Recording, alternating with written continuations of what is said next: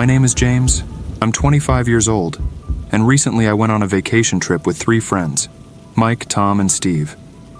We decided to rent a beach house in Florida to relax and enjoy the sun. The house we chose was right on the beach, with the bay on the other side of the street. It was a modest house, but well decorated with a beach theme. When we arrived, we were struck by the tranquility and privacy of the area. There were few houses around, providing a secluded and perfect environment for our getaway. Little did we know that our tranquility was about to be disrupted by something far more sinister than we could have imagined. It was early afternoon when we arrived at the house, so we began unloading the car and bringing our things inside. The privacy of the place was evident. There weren't many houses around, and the beach seemed almost deserted. We chose our rooms and settled in.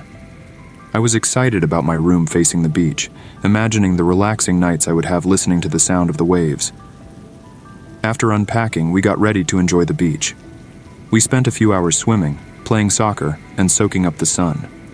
The water was warm, and the weather was perfect. It was a day of pure fun and relaxation. As the sun began to set, we returned to the house, got ready, and went out for dinner, and to visit some local bars. We had a great time, laughing and enjoying each other's company.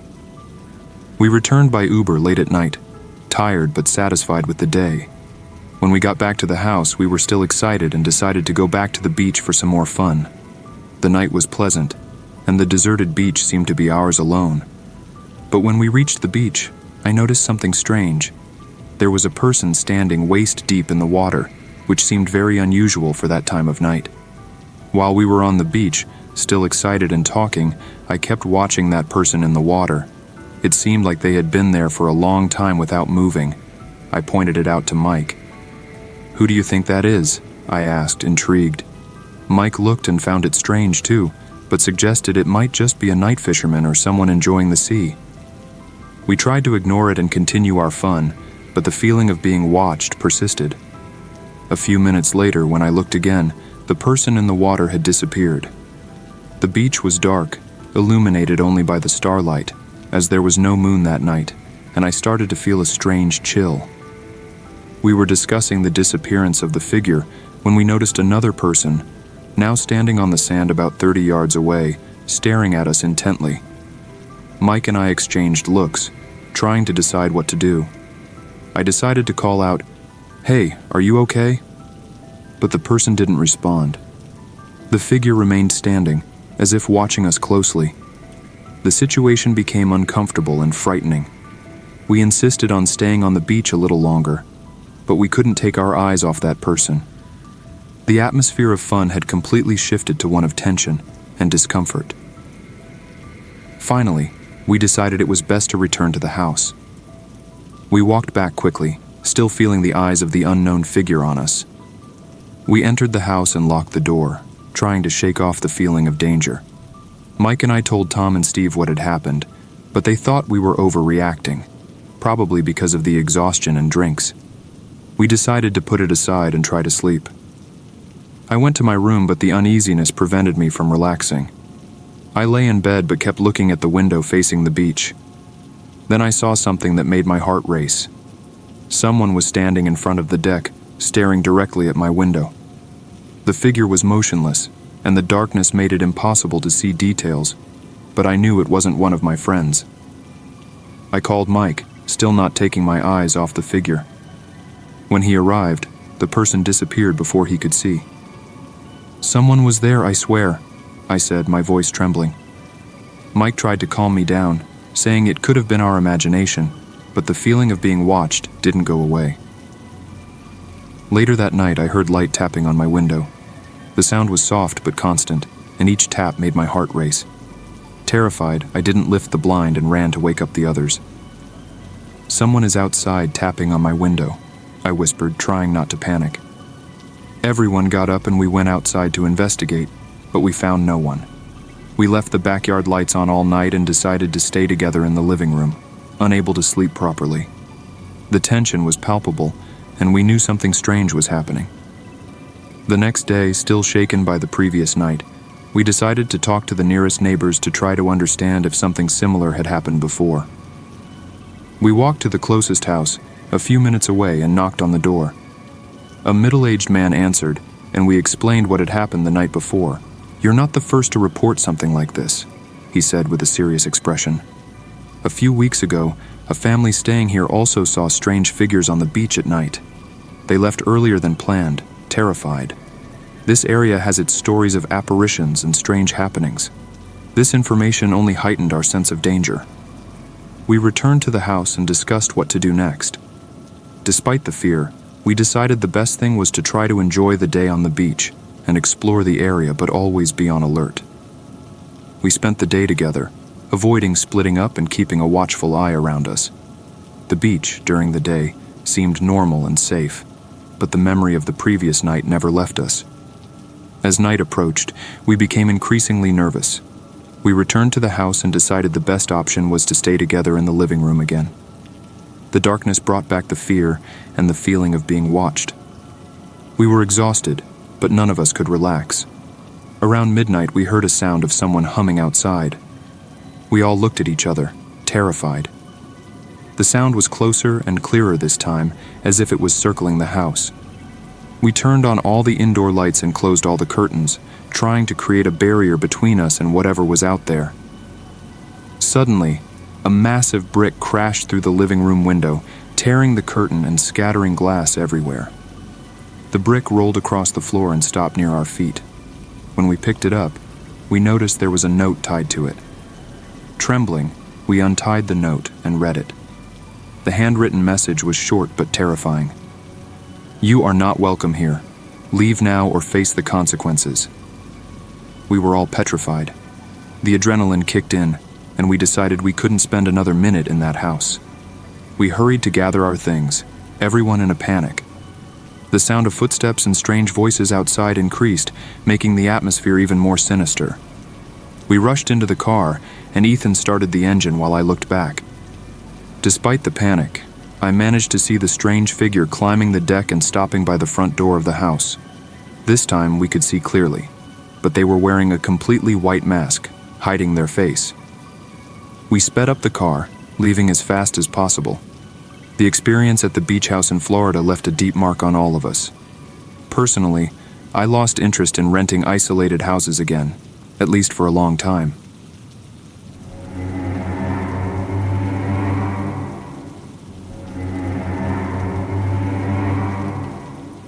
My name is Ryan, I'm 22 years old, and I love outdoor adventures. Recently, I decided to take advantage of my days off during the week to go camping in Colorado with my cousin Ethan, who is 23. We chose these days because the trails and campsites are less crowded. Ethan is more experienced in camping than I am, and he suggested the Uro Forest as our destination for this trip. The Uro Forest in Colorado is a place of rustic and wild beauty. This would be my first time camping there, but Ethan had been there several times and assured me it was a great place to relax and disconnect from everyday life. I was excited about the adventure and spending quality time with my cousin. We arrived at the forest in the early afternoon, parking our car near a picnic area. We loaded our backpacks and gear and started walking down a narrow path. The trail was covered with leaves, and we could hear the birds chirping in the background. After about 15 minutes of walking, we found a perfect clearing to set up our camp.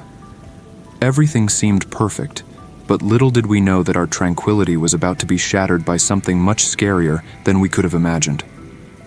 We parked the car and started carrying our backpacks and gear down the trail. It was only a 15-minute walk, but the clearing we found was perfect for setting up camp. The sun was still high, and the daylight illuminated the surrounding trees, creating a peaceful atmosphere. With his experience, Ethan quickly set up his tent, while I, still learning, took a bit longer. He came over to help, adjusting the stakes and ensuring my tent was well secured.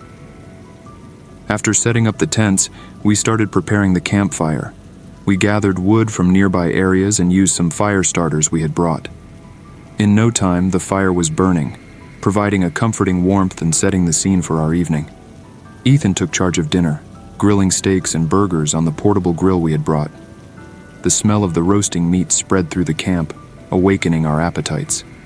Sitting around the campfire, we enjoyed the meal with cold beers and classic rock music playing on a small speaker. The dancing flames of the campfire illuminated our faces as we shared stories of other camping trips and played cards. The night was calm, and everything seemed perfect.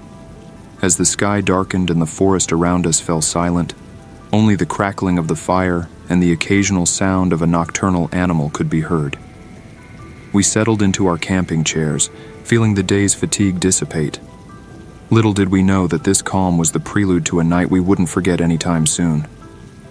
While we were playing cards around the fire, a strange sound caught our attention. It sounded like someone humming, coming from the darkness of the forest. Ethan and I exchanged intrigued looks, and he grabbed the flashlight to investigate. We pointed the light toward the sound, but it stopped as suddenly as it had started, leaving us in an unsettling silence. We tried to return to our game, but the feeling that something was wrong persisted. A few minutes later, we heard light, stealthy footsteps nearby. I grew apprehensive and asked Ethan if he thought this was normal.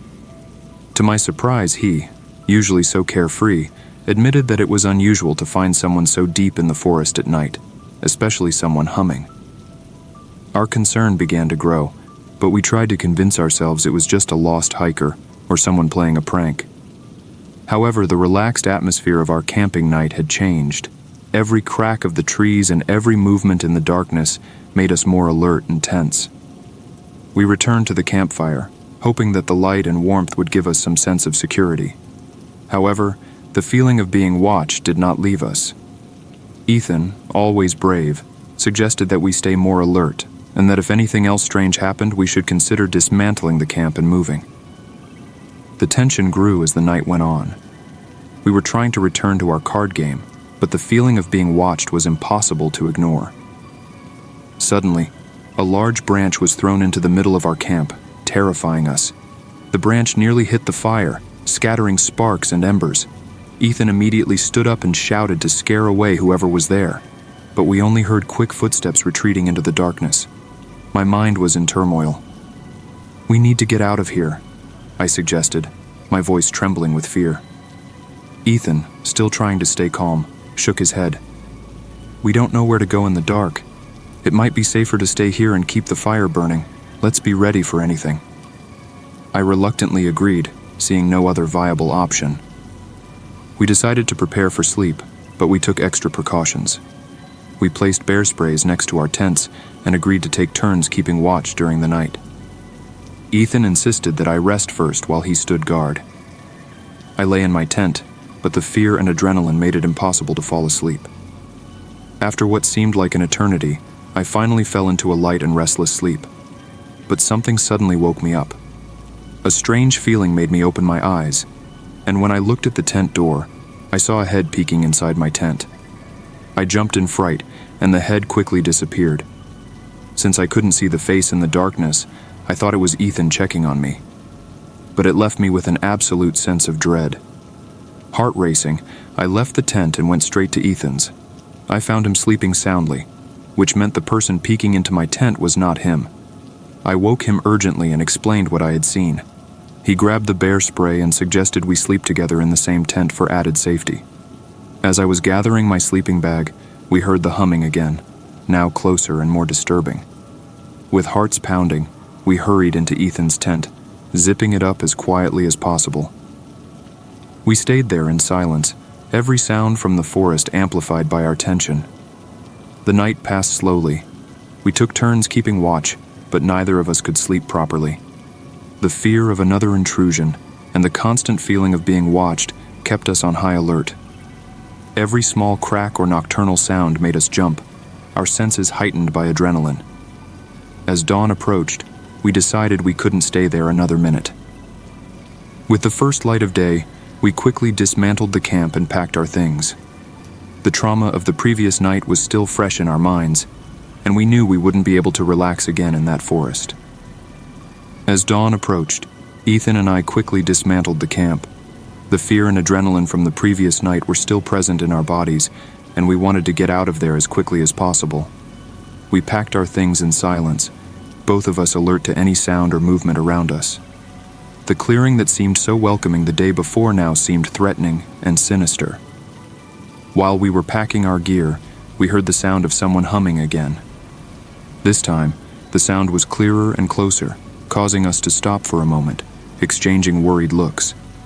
Suddenly, the humming started coming from multiple directions in the forest, as if we were surrounded. Then we heard a scream, the most frightening sound I had ever heard in my life. My heart almost stopped in fear. "Let's get out of here now," Ethan shouted, and we hurriedly grabbed our things. We ran toward the car, trying to ignore the disturbing sounds that continued to grow louder and closer. Panic took over as we heard quick footsteps and the snapping of branches behind us. When we finally reached the car, we threw our backpacks in the trunk and got in quickly. Ethan started the engine, but before we could leave, several objects like rocks and sticks began to be thrown at the car. I heard terrifying screams outside. We sped off, trying to get out of there as fast as possible. I looked back, and to my horror, saw several strange people emerging from the woods. They were wearing bizarre outfits, looking like ancient indigenous garb. The car skidded on the dirt road as Ethan accelerated, trying to escape the terror that pursued us. The strange figures disappeared in the distance, but the sense of dread remained. Whatever was in that forest, we knew it wasn't natural or safe. We kept driving until we were at a safe distance, not saying a word, both of us trying to process what had just happened. The experience in Urau Forest left a deep mark on me. I always loved camping and exploring nature, but this trip changed my perspective. The sight of the head peeking into my tent, the disturbing sounds, and the strange figures we saw haunted us. I lost interest in camping again, at least for a long time.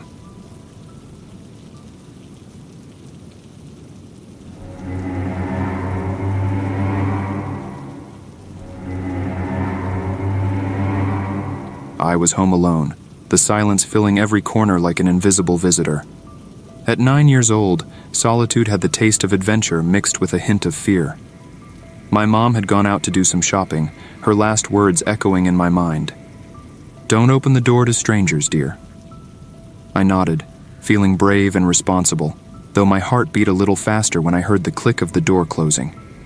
I snuggled on the sofa, grabbing the remote control. The night promised to be quiet, just me and the heroes of the movie I chose to watch. As dusk turned to night outside, the living room lights created a small oasis of light in the growing darkness. My eyes were fixed on the screen, but my ears caught every noise in the house, every creak and the whisper of the wind outside. The movie was reaching its climax when the shrill sound of the phone cut through the air. My heart jumped, and I paused the movie, slowly getting up. I walked to the phone, feeling the carpet under my feet and trying to guess who could be calling at this hour. It must be Mom, I thought, trying to calm the sudden nervousness I felt. "Hello?" My voice sounded small and uncertain. The response was my mother's voice, but something was wrong. "Honey, can you help with the groceries when I get back?" The voice sounded tense, and the word honey, which usually sounded sweet, had a strange, almost forced tone. I frowned, confused by the unexpected formality. Sure, Mom. Are you okay?" I asked, trying to understand what was going on. The line went silent for a moment, a silence that seemed to stretch every second. "Yes, Cherub, I'm fine," she replied, using a word she never used, cherub. My stomach tightened with sudden anxiety. "Okay, see you soon then," I replied, but something inside me knew that was not my mom. As soon as I hung up, doubt began to consume me. Why would she use that word? I asked aloud to the emptiness of the room. I looked around, the feeling of being alone now becoming more palpable, more oppressive. The echo of that unusual word, cherub, seemed to vibrate on the walls, filling the space with a growing unease. I tried to return to the movie, trying to convince myself that I was just imagining things. Adults are strange sometimes, I thought, trying to laugh at my own paranoia. But the laughter died on my lips when the phone rang again. I hesitated, looking at the device as if it were a living creature, undecided about whether to answer it or not. Taking a deep breath, I stood up and walked to the phone again. "Hello?" This time the response was a deep, unknown male voice. "Son, it's me," the voice said, and a chill ran down my spine. "Dad?" My voice trembled, My father had passed away 2 years ago, and the impossibility of that voice being his filled my heart with terror. "Yes, son, I need you to open the door for me," the voice continued, and I backed away from the phone, terrified. "You're not my dad," I shouted into the phone before abruptly hanging up. I was trembling now, the reality of what was happening beginning to seep into my young mind. The silence that followed was disturbing. I sat on the floor, the phone abandoned next to me, and hugged my knees. "What is happening?" I murmured to myself, feeling completely lost. The weight of the night, now full of ghostly voices and unspeakable fears, began to close in on me like a dark, cold mist. The following minutes dragged on like hours. I clung to the remote control, considering calling someone, but who would believe a story like mine? I decided to turn the TV back on, seeking some comfort in the familiar faces of the movie characters, but every sound of the soundtrack now seemed like a harbinger of something terrible. With every touch of the wind against the windows, my heart leaped and the hairs on my neck stood up. Trying to control my fear, I took several deep breaths, remembering the calming words my mom used to say. "Courage, everything will be fine," I whispered to myself, though the words seemed empty in the vast silence of the room. I had barely regained a semblance of calm when the phone shrieked again. This time, I hesitated even more before answering. "Please don't do this," I silently pleaded before putting the receiver to my ear. "I'm watching you," a new voice whispered, a voice I didn't recognize. My heart stopped, and involuntarily I turned to look out the window. The curtains were closed, but the idea of eyes watching through them chilled me to the bone. "Who are you?" My voice came out more firmly than I felt. There was no response, just the sound of heavy breathing on the other end of the line. Then, the call was cut, leaving me with the sound of my own heart pounding loudly in my ears. I no longer knew what to do. The feeling of being hunted in my own home made every shadow a threat. I ran to lock all the doors and windows, each click of the lock sounding like the beat of an anxious heart. The house, which had always been my refuge, now felt like a trap. With each movement, I looked over my shoulder, expecting to see something or someone who shouldn't be there. The idea of being alone had never been so terrifying. The night wore on, and with it, my restlessness grew. I huddled in a corner of the sofa, trying to make myself small, invisible. Every car that passed by the street, every distant dog bark, every movement of the wind seemed to carry with it a new threat. I decided I needed light, sound, life around me. I got up cautiously, turning on all the lights in the house, and turned up the TV, trying to fill the oppressive silence. But the real terror began when I heard soft knocks at the front door. My heart jumped, and for a moment I couldn't move. "It's just in your head," I tried to convince myself, but then came another knock, this time more insistent. I sneaked to the door, the cold floor under my bare feet, and peeked through the side window without being seen. I didn't see anyone at first, and I was about to retreat when a shadow quickly passed through my field of vision. I screamed involuntarily, backing away quickly and stumbling on the rug. My heart was beating so hard that I could hear it in my ears, and my breathing was rapid and shallow. I knew I couldn't open the door, but the isolation inside the house was beginning to feel as dangerous as the unknown outside. The knocking continued, each time more intense and determined. I crawled to the phone once more, considering whether I should call the police. But what if it was them? What if the person on the other side of the door was someone who needed help? These thoughts swirled in my head when suddenly, everything went silent. The silence was so deep I could feel its weight on me, a tense pause in the air. I decided I needed to do something, anything. I grabbed a flashlight and with trembling hands, opened the back door, thinking of escaping to a neighbor's house. But when I opened the door, the cold night wind hit me, and I clearly heard the sound of footsteps running through my yard. I slammed the door shut and locked it, my heart racing and my mind spinning. I was trapped, and the feeling of siege was closing in around me. With fear freezing every fiber of my being, I made the only decision that seemed rational. Trembling, I held the phone with both hands and dialed the emergency number, my fingers slipping on the buttons. 911, what is your emergency? The operator's voice sounded clear and calm, a stark contrast to the turmoil inside me. "Someone is trying to break into my house," I managed to whisper, the fear cutting through my voice. "I'm alone. I'm 9 years old. Please help me quickly," I continued, the words coming out in a hurried flow as I listened to the disturbing sounds outside. The operator assured me that help was on the way and instructed me to stay on the phone until the police arrived. I huddled in the farthest corner of the sofa, the phone pressed against my ear, feeling each second drag on like an eternity.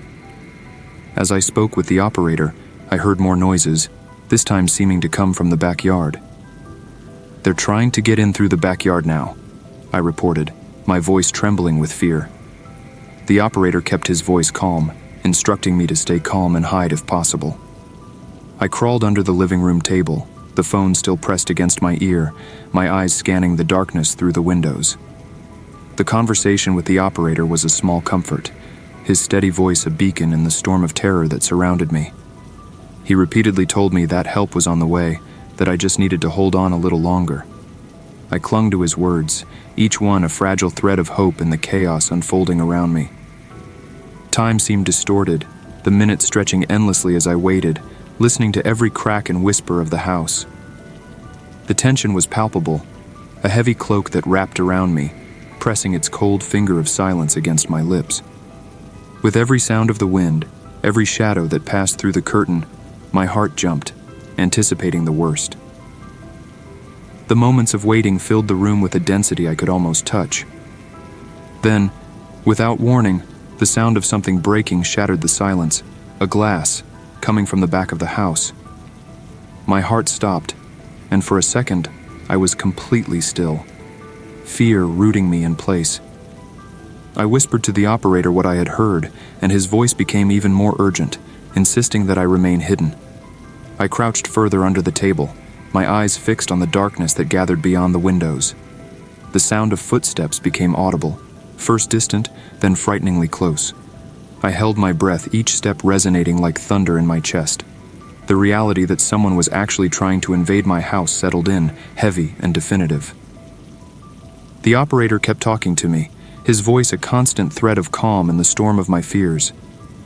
"The police are already on your street," he informed me, and never before had a sentence been so laden with relief. But the relief was brief, as the sounds of forcing the back door made me tremble. I bit my lip to keep from screaming, tears welling up freely as I waited for a miracle. Then, sirens cut through the night, a wonderful sound I never thought I would welcome with such joy. The sound of footsteps ceased abruptly, and for a long moment, all I could hear were the approaching sirens and my own heart pounding wildly. I crawled out from under the table, still clutching the phone tightly, my breath ragged with adrenaline and fear. When the blue lights flashed through the windows, I had never felt so grateful. The sound of car doors slamming and authoritative voices filled the exterior while I remained still, unsure of what to do until I heard firm knocks on the front door. "Police," a strong voice called, and I ran to open the door. Tears and relief flooding through me as I saw the blue uniforms that promised safety. As soon as I opened the door, an officer knelt to my level, his eyes quickly scanning me for signs of harm. "Are you all right, kid?" His voice was low and reassuring, contrasting with the confusion of lights and sounds around. I could only nod, the words stuck in my throat as another officer passed by us, entering the house to check if there was anyone else inside. The officers moved with a calm efficiency, their flashlights cutting through the darkness in every corner of the house. I stood at the entrance, watching, clinging to the sense of safety that their presence brought.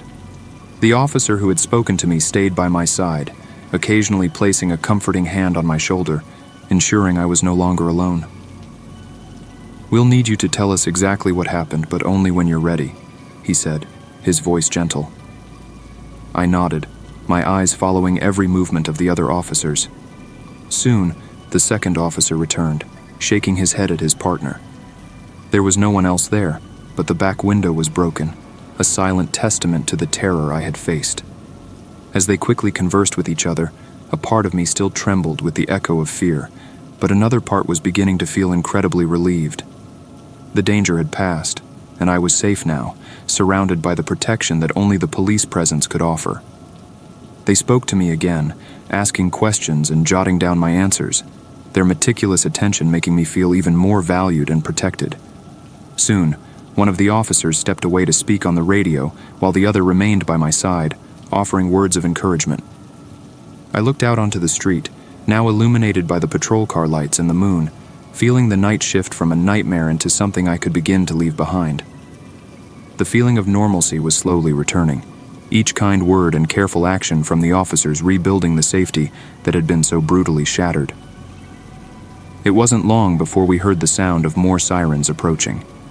Other patrol cars arrived, and with them, the news that 2 suspects had been detained nearby. They had been attempting to flee on foot and were caught thanks to the quick response and the perimeter set up in the area. The news made me feel a wave of relief and gratitude, knowing that the culprits were now in the hands of justice. The officer by my side explained that they would take the suspects to the station and that there would be an investigation. "You're very brave," he said, "and you did everything right by calling us." I felt a little stronger with those words, realizing that despite the fear, I had managed to protect myself. Shortly after, I was taken inside one of the patrol cars, where I sat in the front seat next to one of the officers. He put the car in motion, telling me that we were going to the station so that I could make a formal statement. Looking out the window, I saw my house fading into the distance, and with it, the night of terror that now seemed to be coming to an end. At the station, I was greeted with more friendly and concerned faces. The formality of the situation made me feel like I was part of something much larger than just a scary night. It was part of a process that would ensure no one else would go through what I did. I made my statement with the officer by my side, explaining every event of the night, every call, and every sound I heard. After the statement, I sat in a small waiting room, with a blanket around my shoulders and a cup of hot chocolate in my hands, courtesy of one of the officers.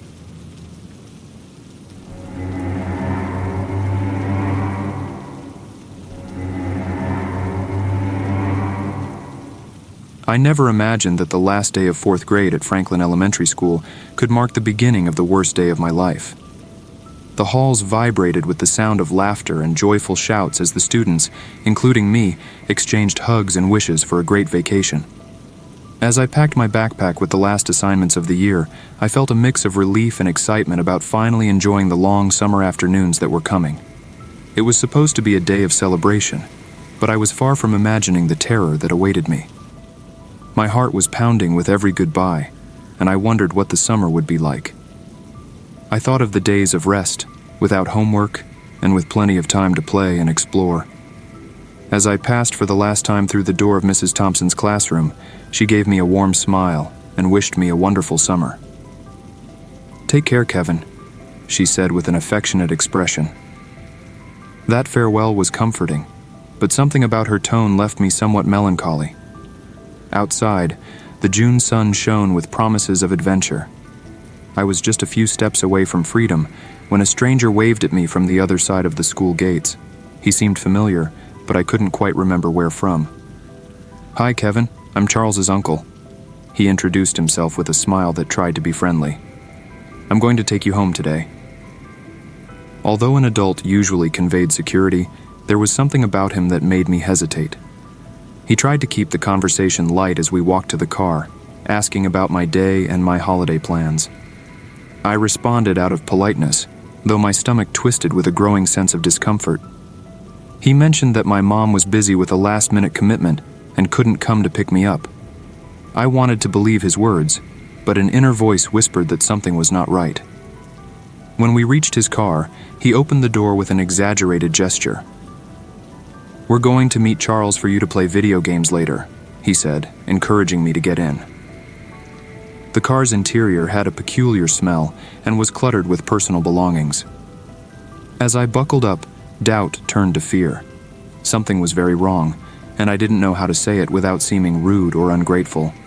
As the car drove away from the school, every turn we took seemed to take me further and further away from safety. The streets we passed were not the ones I recognized from my daily commute from home to school. I tried to start a conversation about Charles, hoping for some confirmation that would reassure me, but the man's responses were always evasive and superficial. "He's excited to see you. You're going to have a lot of fun," he said, as his gaze frequently met mine through the rearview mirror, trying to convey confidence. The unease within me grew, turning into a ball of nervousness that seemed to consume my entire being. My instincts screamed that something was wrong. I asked if we could call my mom, just to hear her voice and confirm that everything was okay. "She's very busy, Kevin. We won't bother her," he replied quickly, dismissing my suggestion with a hand gesture that left no room for argument. As he spoke, I leaned back in the seat trying to appear calm, but my heart was beating so loudly that I was sure he could hear it. I tried to convince myself that maybe I was just being paranoid. After all, he was my friend's uncle, right? But the truth is that nothing he said made sense. His words sounded more and more like a maze with no exit, pulling me closer to a danger I still couldn't fully understand. Finally, the car parked in front of a house I had never seen before. It was an ordinary house on the outside, with a small garden and toys scattered across the lawn, but something about it made me want to run away. "Come on, Kevin. Charles is waiting for you inside," he said, getting out of the car and opening the door for me. My heart raced, and as I followed his steps toward the front door, every step felt like a bigger mistake. He rang the doorbell, and a woman I also didn't recognize opened the door with a smile. "Kevin came to play with Charles," he explained, and she let us in with a nod. The house had a strange smell, a mix of cleanliness and something I couldn't identify. As I was guided through a corridor that seemed to get narrower and darker, I felt that each step took me deeper into something terrible. I knew I needed to find a way out of there, as the danger was becoming more and more palpable. As we entered the house, the man insisted that Charles was in the back, playing video games in the basement. "You'll love the setup he has down there," he said, trying to maintain an enthusiastic tone. I tried to peek into the rooms as we passed, hoping to see some sign of my friend or something that would confirm the man's story. However, the house seemed strangely silent, without the usual sounds of a house with children. He guided me through a dark hallway, whose walls seemed to close in on us. Each step increased my sense of claustrophobia. When I asked again about my mom, he simply replied that she would be calling us soon, but his tone was more commanding than comforting. I looked around, searching for anything I could use to defend myself or a possible escape route, but all I saw were closed doors and photographs of people I didn't recognize. Finally, we reached a door that he opened with a key he took from his pocket. "Here we are," he announced, pushing the door to reveal a staircase leading down to what appeared to be a basement. The air down there was cold and damp, and a faint light illuminated the steps. My stomach churned with every step we descended, and the idea of being trapped down there with a man I barely knew began to feel more real and terrifying. At the bottom of the stairs, I saw that the basement was divided into several small areas, one of which was set up with video game consoles and televisions, but none of them were turned on. "Charles must be around here somewhere," he said, but his voice echoed strangely, as if we were completely isolated from the rest of the world. I increasingly felt that every word he spoke was a lie, and Charles's absence only heightened my fear. He began to fiddle with some objects on a distant shelf, giving me the opportunity to discreetly explore the environment without his direct supervision. My heart was racing as I pondered my options. As I explored the basement, the man continued to talk about Charles and how excited he was to play with me. However, every time I asked when Charles would arrive, his answers were increasingly evasive. "Oh, he should be here soon. You know how boys are with their games," he said, but something in his tone didn't seem right. There were no sounds of anyone else in the house, just the echo of our own voices in the cold, dimly lit basement. When I tried to change the subject to test him, asking about Charles's family and other details that an uncle should know, he stumbled over his words, clearly uncomfortable. "Well, the family's big, you know. Many names to remember," he laughed, but his laugh sounded forced and nervous. Every answer he gave only added more layers to my suspicion that something very wrong was happening. His behavior became even stranger when he started pressuring me to sit down and play one of the turned-off video games. "Come on, just sit here and wait for Charles. He'd love to find you playing when he arrives," he insisted, pointing to a chair near a television that showed no signs of having been used recently. His insistence on having me stay in a specific place alarmed me even more. I pretended to agree, but as I approached the chair, I noticed how he frequently checked his phone as if expecting a message or a call. This behavior only intensified the alarm in my mind. Why would an uncle be so nervous and distracted if everything were okay? With each passing moment, the contradictions in his words and actions grew, making every alarm in my head sound louder. In a moment of silence, while he was distracted with his phone, I heard a noise coming from upstairs. His eyes widened momentarily, and he quickly put away the phone. "Stay here. I need to check something quickly," he said, and he rushed up the stairs, leaving me alone in the basement. That was the moment I realized I needed to find a way out, or a way to ask for help before the situation became even more dangerous. As I searched the basement, a muffled sound of conversation came from upstairs. I pressed my ear against the locked door and could clearly hear the man talking on the phone. "Yes, I got him. He's downstairs," he said, his voice filled with sinister excitement. A pause, and then an unknown voice responded, "Great, let's get started then. I'll get the tools and be right back." What could they be planning? My heart pounded at the possibility of something very bad about to happen. Realizing the urgency of the situation, I resumed searching the basement with renewed determination, looking for something I could use to defend myself. My eyes quickly caught a heavy metal bar, part of an old dismantled shelf. It was heavy, but I could wield it if necessary. I picked it up, feeling the cold metal in my hands, and practiced a few moves, trying to prepare myself for whatever might come. Besides the metal bar, I found a thick rope that could be useful for creating a trap or restraining someone's movement. As I organized my improvised defense tools, my mind raced, trying to anticipate any scenario I might face. The wait for the man's return and his mysterious accomplice was torturous, and every noise made me jump, ready to act. Now more than ever, I knew that the fight for my safety was in my hands. I positioned myself behind a large box where I could see the door but not be immediately seen. My plan was simple: surprise whoever entered first, use the bar to defend myself, and perhaps buy enough time to try to escape or draw more attention to my situation. Every second of waiting was a test of my nerves. Prepared for the confrontation, I held the metal bar tightly, taking deep breaths to stay calm. I didn't know what the immediate future held, but I was determined to face whatever came with all the courage I could muster. The sound of the key turning in the lock made me jump from my hiding place behind the box. The man opened the door, his silhouette filling the gap with a faint light from the hallway. He called out to me with a voice trying to sound gentle. "Kevin, I brought something for you to eat." In his right hand, he held a plate with sandwiches, and in his left, a cell phone, which he glanced at from time to time. He descended the stairs cautiously, looking around, clearly searching for some sign of where I might be. "Kevin, why aren't you answering? Come on, you don't need to be afraid," he continued, but his voice began to show signs of irritation at the lack of response. I kept silent, crouched behind the box, holding the metal bar firmly. My heart was pounding so loudly that I was sure he could hear it. He reached the last step and stopped, looking directly at the spot where I was hiding. "I know you're there, Kevin. Let's not make this harder than it needs to be," he said, starting to approach my position. He placed the plate on a nearby table and held the cell phone with both hands, briefly distracting himself as he unlocked it. Seizing this moment of distraction, I leaped from my hiding place and, with all the strength I could gather, swung the metal bar in his direction. The blow hit his knee, causing him to drop the cell phone with a cry of pain and fall to the ground. Quickly, I grabbed the phone that had fallen to the floor and ran toward the stairs, not looking back to see his reaction. Climbing the stairs with my heart racing, each step seemed to bring me closer to freedom. As soon as I exited the basement, I tried to close the door, but the key was with him. I tried to get out through the front door, but it was locked. Then I realized the whole house was locked. The only option I had was to enter the bathroom and lock the door.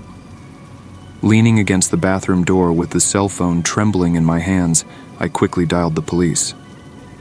"Please, I need help. I'm trapped, and the man who brought me here wants to hurt me," I said, my voice choked with panic.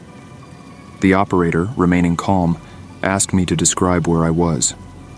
I didn't know the address, but I began to describe the route we took, the landmarks I remembered, like a large park we passed, and a bakery on the corner before reaching the house.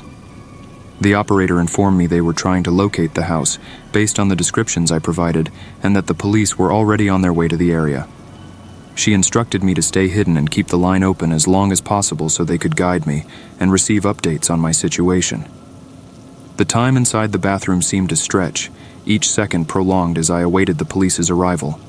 I tried to focus on the sounds around me, listening carefully for any indication that the man or his accomplice were approaching. The house was in a tense silence now, which only amplified my anxiety.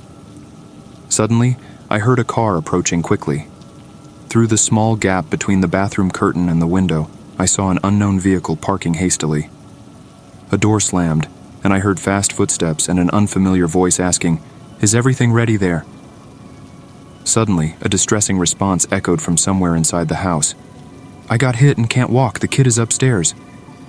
It was the second man, the accomplice who had gone to get the tools. He had returned, and now, with the situation even more complicated and dangerous, my hope and fear were in conflict as I awaited the next moves. Trembling, I held the cell phone to my ear as I listened to the operator on the other end of the line. "The second man is back, and he's going to try to get in here in the bathroom," I quickly informed, my voice a hurried whisper. It was then that the bathroom doorknob started to move. When the man saw it was locked, he tried to be nice to me, trying to convince me to open the door. "Kevin, open the door. You don't need to be afraid. Charles is out in the yard to play with you," he said, alternating between persuasive and authoritative tones. I retreated further against the opposite wall, holding the metal bar firmly, ready to defend myself if necessary. The operator interrupted me. "The police are already in your area and they are trying to locate the house. Can you give me any more details to help identify it?" The urgency in her voice was evident, and I struggled to remember anything that might help. Then, it came to mind the toys scattered in the front yard that I had noticed when I arrived. "There are toys in the front yard, and the house is the only one on the street with a white fence," I quickly whispered. Almost simultaneously, I heard the man begin to push the bathroom door harder, the frames shaking with the impact. "Kevin, you're forcing me to do this the hard way," he yelled, banging on the door with increasing force. The operator confirmed the receipt of the information. "I'm passing this on to the teams now. Stay safe and don't come out until they arrive," she instructed. I nodded, even though she couldn't see me, and pressed the cell phone more tightly against my ear, my other hand still holding the metal bar firmly. The blows on the door became more intense, and I could hear the sound of the wood starting to crack. I braced myself for the worst, hoping the police would arrive before the door gave way. Suddenly, the crashing sounds on the door stopped. There was a brief silence, broken only by my heavy breathing. Then, I heard new sounds, loud voices, and the clear sound of approaching sirens. Relief began to seep in amidst the fear, but I remained vigilant, not daring to relax yet. "Police, we're coming in," an authoritative voice announced from outside. I heard the noise of several people running through the house and commands being shouted. A few moments later, the bathroom door was forced and broken open. 2 armed officers appeared, their tense expressions softening slightly when they saw me huddled in the corner. The men who kidnapped me were former colleagues of my dad. The first man, who approached me and brought me to that house, had been fired by my dad due to inappropriate behavior. He was resentful of the dismissal, and with financial difficulties in his own family, he decided to get revenge by kidnapping me to demand a ransom.